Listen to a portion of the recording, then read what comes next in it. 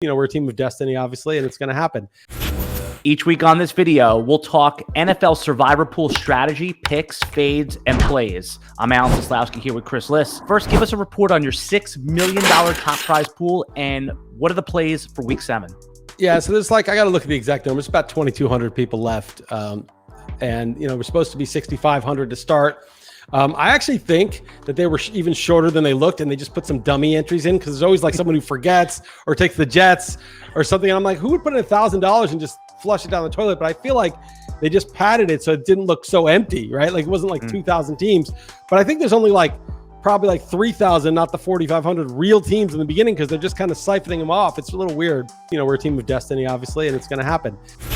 People have used some of these big teams. I see Arizona is the biggest spread on the board at 17. From a pot odds perspective, give us a couple of the math behind that. Are you fading them? Are you taking them? Break it all down. Well, assuming you believe the Vegas numbers and the officefootballpools.com polling data for who's on what teams, the Rams would be my choice because the Rams are almost as likely to win as the Cardinals. They're 90%, almost 91%.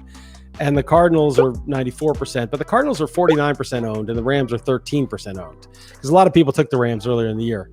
So I think that favors the Rams just a little bit. It's both very unlikely that they'll lose, but if one of them does, the Cardinals take out half your pool, basically.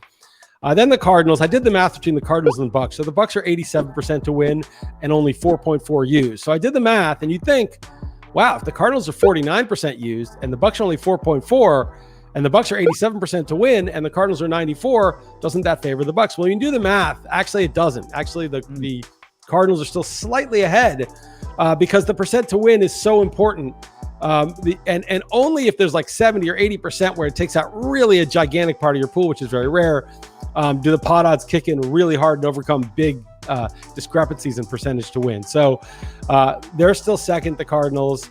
The BUCS are third against the Bears. Obviously, it's still a pretty strong play. And then if you want to be a little crazy, the Packers against the team and the Patriots against the Jets. I'm not messing with the Ravens for the same reason I said in the other video that I'm taking the Bengals as my money line plays. Anyone can lose. So there's no airplane test in the NFL. I mean, you wouldn't get an airplane with a 94% chance to make it unless you were being, it was the Argo scene where they're going to the Iranian regime is going to capture you and torture you for 2 years or something. Then you would take 94 and take your chances. But normally, to go to Houston or something, you're not taking a 94% chance. So there's a real chance the Texans win, but most likely, these three favorites are all going to win. To read Chris Liss's Survivor column every week, you can click the link in the video description below or go to RotoWire.com and see all of our content for free. Just try RotoWire.com/try, get a free 10-day trial.